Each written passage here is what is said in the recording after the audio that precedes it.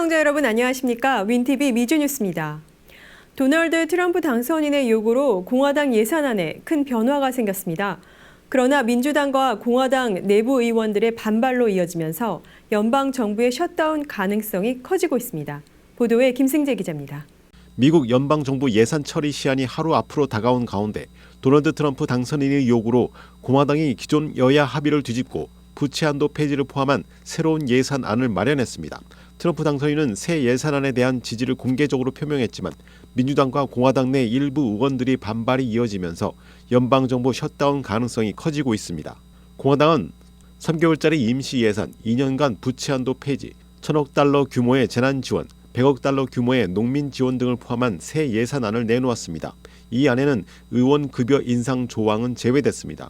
트럼프는 기존 여야 합의안이 민주당에 유리한 내용을 포함하고 있다며 이를 반대했고 부채 한도 문제를 반드시 이번 임시 예산안과 함께 해결해야 한다고 주장했습니다. 그는 부채 한도 폐지는 의회가 할 수 있는 가장 현명한 일이라며 자신의 요구를 강하게 밀어붙였습니다. 민주당은 공화당이 합의를 파기했다며 강하게 반발하고 있습니다. 하킴 제프리스 민주당 하원 원내대표는 공화당의 새 예산안을 터무니없다고 비난하며 부채 한도 협상이 임시 예산안에 포함되는 것을 수용할 수 없다고 밝혔습니다. 공화당 내에서도 재정 긴축을 주장하는 강경파들은 부채 한도 상향에 반대하고 있습니다. 트럼프 당선인은 자신의 요구에 반대하는 공화당 의원들을 겨냥해 차기 선거에서 낙선시키겠다는 위협을 내놓았습니다. 또한 자신의 요구를 수용하지 않을 경우 마이크 존슨 하원 의장을 퇴출시키겠다고도 언급했습니다. 이와 관련해 랜드폴 상원 의원은 하원 의장이 의회 구성원이 아니어도 된다는 규정을 들어 트럼프의 측근인 일론 머스크를 차기 하원 의장으로 추천하기도 했습니다. 만약 의회가 20일 자정까지 예산안을 처리하지 못하면 연방정부는 부분적으로 업무를 중지하게 됩니다. 이에 따라 비필수 공무원은 무급휴직에 들어가게 됩니다. 2018-2019년 트럼프 1기 정부 당시 5주간의 셧다운은 경제에 약 30억 달러의 손실을 초래한 바 있습니다. 이번 셧다운 위기는 미국 정치권의 심화된 갈등을 여실히 드러내고 있습니다. 윈TV 뉴스 김승재입니다. 소비자금융보호국이 전자결제 플랫폼 젤을 고객 사기 피해로부터 제대로 보호하지 않았다는 이유로 소송을 제기했습니다. 이에 대해 젤의 대변인은 이번 소송이 잘못된 방향으로 이루어졌다고 반박했습니다. 보도에 전성구 기자입니다. 소비자금융보호국이 미국의 주요 은행 3곳을 대상으로 전자결제 플랫폼 젤에서 고객을 사기 피해로부터 제대로 보호하지 않았다는 이유로 소송을 제기했습니다. 소비자금융보호국 CFPB는 젤의 공식 운영사인 Early Winning Service LLC도 함께 대상으로 삼았습니다. 젤 사용자는 지난 7년 동안 플랫폼의 허술한 보호 조치로 인해 8억 7천만 달러 이상의 피해를 입은 것으로 나타났습니다. 로히트 초프라 CFPB 국장은 성명에서 미국 최대 은행들은 경쟁 결제 앱들로부터 위협을 느껴 서둘러 젤을 출시했다며 적절한 보호 장치를 마련하지 못한 결과 젤은 사기꾼들에게 황금알을 낳는 거위가 됐고 피해자들은 스스로 문제를 해결해야 하는 상황에 놓였다고 지적했습니다. CFPB는 이번 소송을 통해 젤의 운영 방식을 개선하고 피해자 구제 기금으로 지급될 민사 처벌금을 요구하고 있습니다. 이에 대해 젤의 대변인 제인 호도스는 이번 소송이 잘못된 방향으로 이루어졌으며 정치적인 동기가 작용했다고 주장했습니다. 그녀는 이메일 성명에서 CFPB의 젤 공격은 법적 사실적으로 잘못됐으며 이번 소송의 시점은 젤과 무관한 정치적 요인에 의해 좌우된 것으로 보인다며 젤은 사기와 사기 방지에 있어 업계를 선도하고 있으며 법적 요구를 초과하는 보상 정책을 운영하고 있다고 밝혔습니다. 뱅크 오브 아메리카와 JP 모건의 대변인은 논평 요청에 응하지 않았으며 웰스파고의 대변인은 논평을 거부했습니다. 젤은 2017년 출시된 이후 사용자가 전자적으로 송금 및 수금을 할 수 있도록 지원하는 플랫폼입니다. 하지만 젤은 이전부터 상원 의원들로부터 비판을 받아왔습니다. 특히 리처드 블루멘털 상원 의원은 젤 사용자들이 2023년 사기와 관련해 3억 7,200만 달러 이상의 피해를 주장했으며 이 중 약 4분의 3의 피해는 은행들로부터 보상을 받지 못했다고 밝혔습니다. 한편 얼리 위닝은 CFPB 소송에 대한 입장에서 2023년 사기 및 사기 보고 건수가 약 50% 감소했으며 전체 결제의 99.95%가 사기 및 사기 보고 없이 처리되었다고 주장했습니다. CFPB는 이번 달 들어 소비자 보호를 위한 여러 조치를 발표했으며 이는 향후 트럼프 2기 행정부의 압력 속에서 기관의 존립 위협에 대응하기 위한 것으로 보입니다.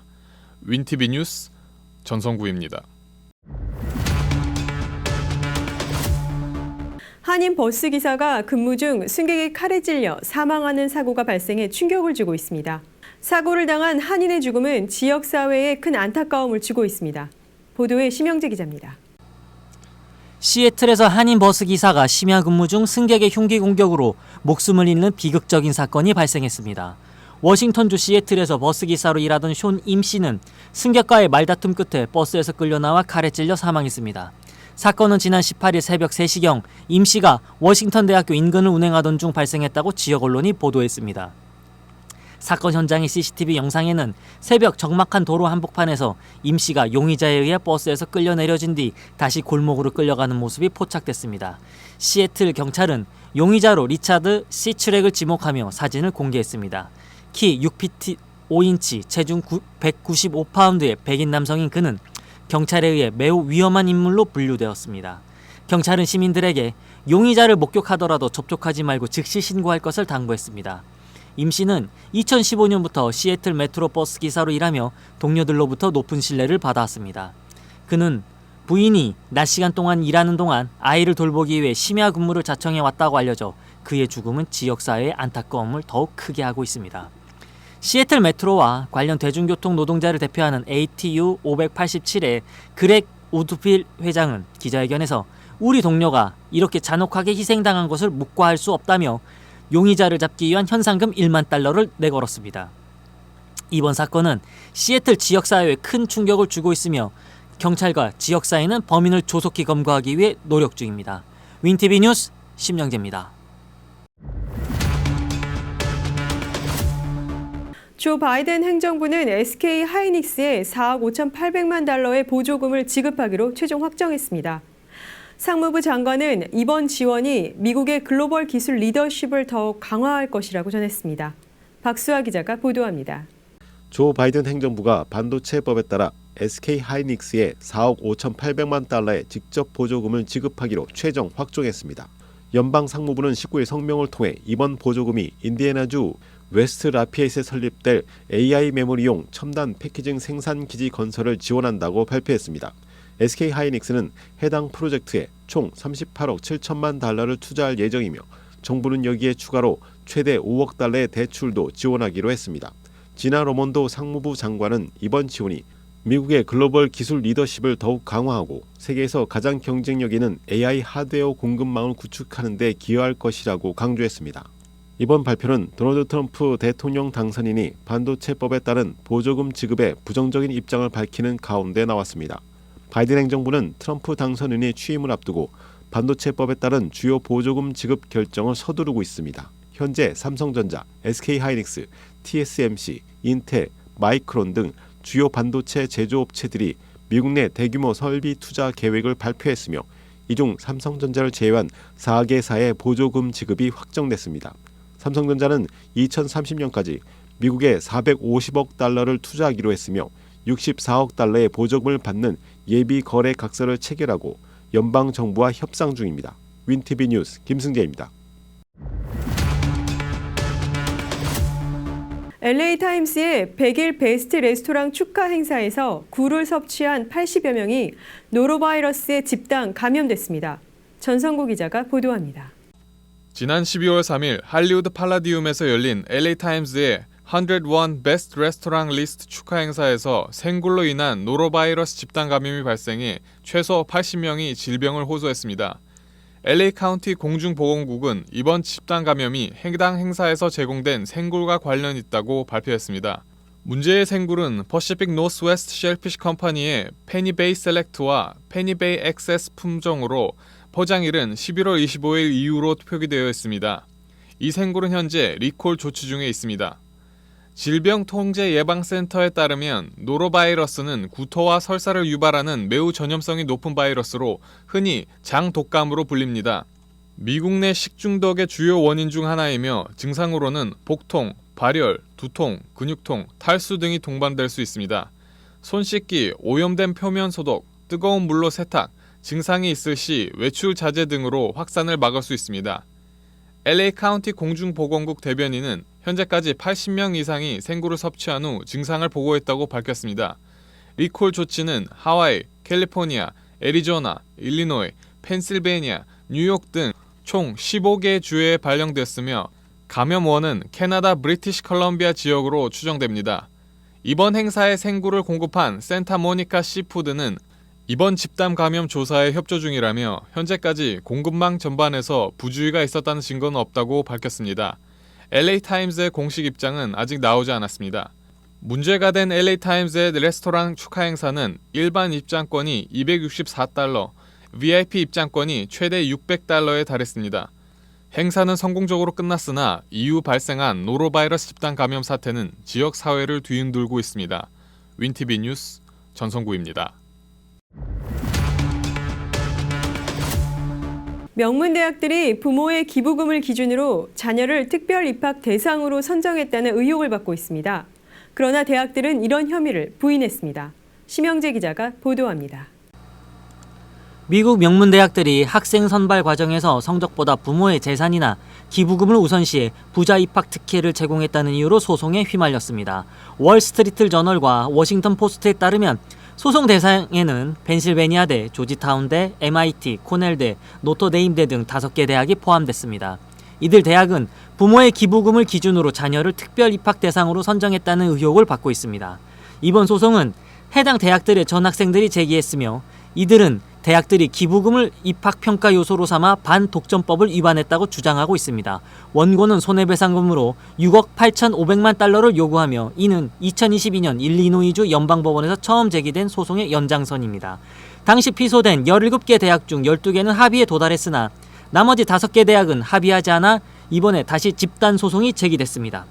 원고 측은 조지타운대의 전 총장이 학생 80명을 가족재산이나 기부금을 기준으로 특별명단에 올렸으며 대부분이 입학했다고 주장했습니다. 이 과정에서 학생들의 성적표, 추천서, 에세이는 고려되지 않았고 명단 상단에는 입학 요망이라는 문구가 적혀 있었다고 밝혔습니다. MIT에서는 한 이사가 과거 사업 파트너의 2 자녀를 입학시켰으며 노터데임대에서는 한 입학 관계자의 동료들에게 내년에 부유한 사람들이 똑똑한 아이들을 더 많이 키우길 바란다고 말했다고 주장했습니다.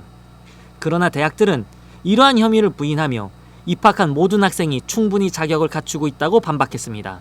노터데임대 대변인은 우리 학교에 입학한 학생들은 모두 자격이 있으며 성공할 준비가 돼 있다고 말했습니다.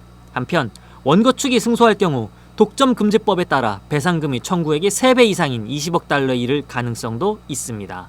윈티비 뉴스 심영재입니다.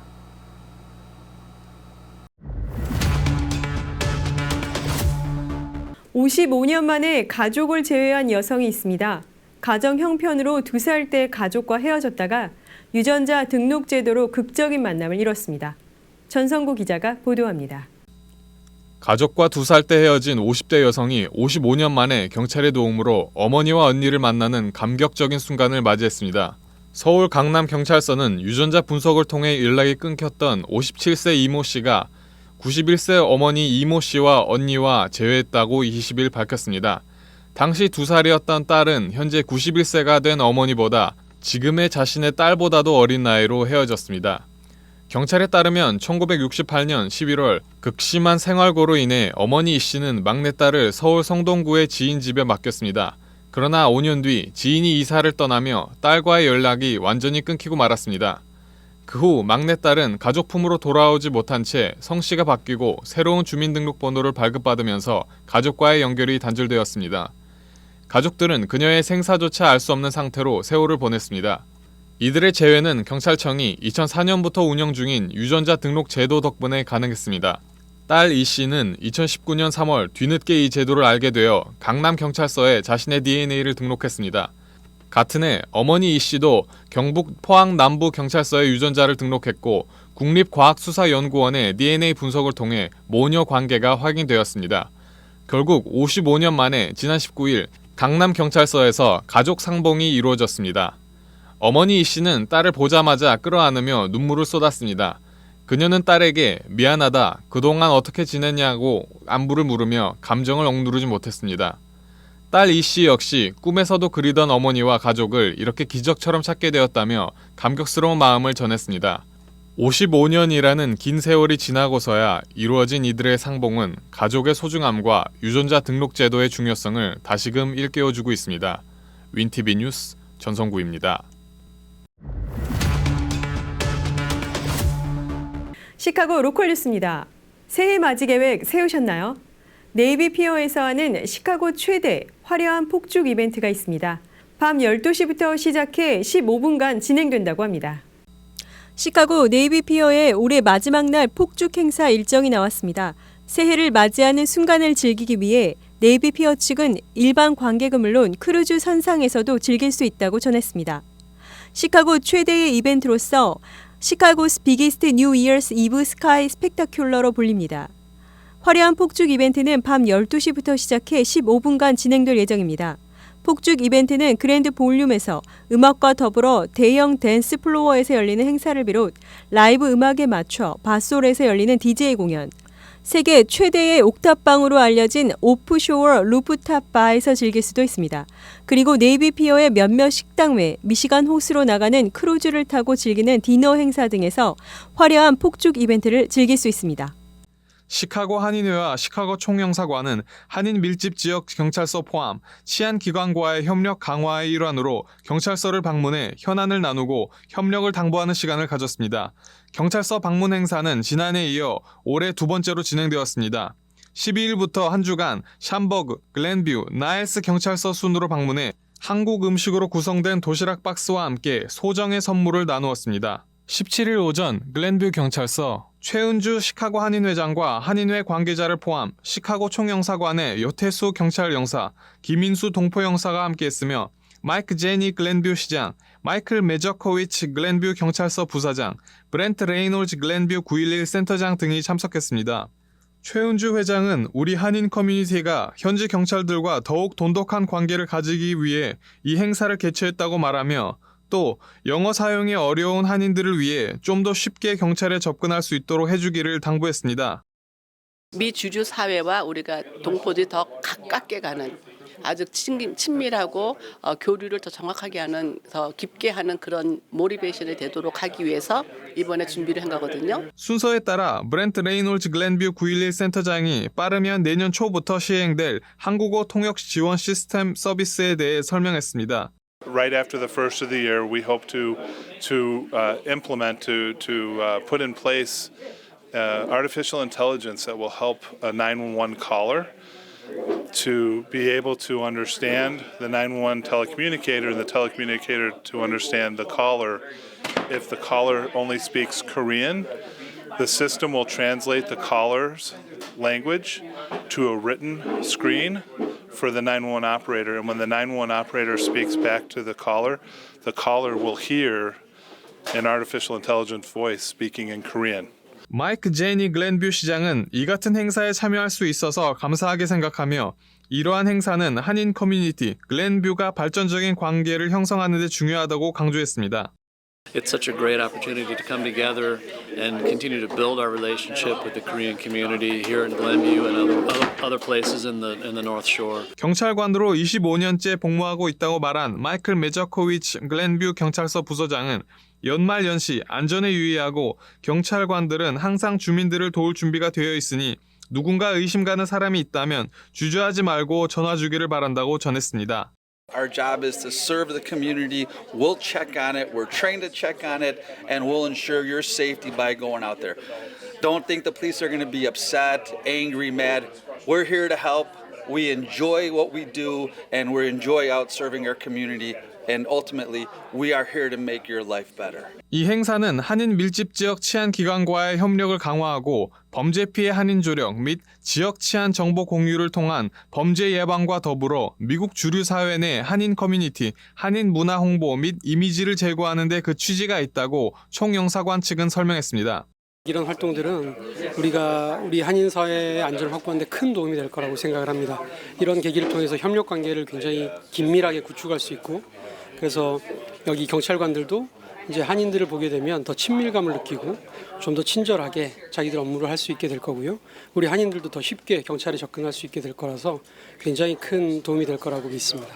한편 글렌뷰 경찰서는 신고자가 911을 통해 한국어로 음성을 전달하면 이를 AI가 통역하여 911 상황실 직원에게 영어 문자로 전송하면 911 직원이 상황을 파악하고 직원이 영어 음성으로 전달하면 그것을 AI가 통역하여 신고자에게는 한국어 음성으로 들릴 수 있게 하는 통역 지원 서비스를 도입하며 2025년 상반기에는 이용이 가능할 것이라고 밝혔습니다. 윈TV 뉴스 전성구입니다. 뉴스를 마칩니다. 시청해주신 여러분 고맙습니다.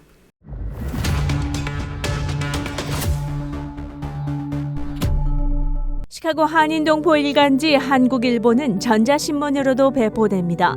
시카고 한국일보 무료 신문은 가까운 한인식당이나 마켓에서 볼 수 있습니다.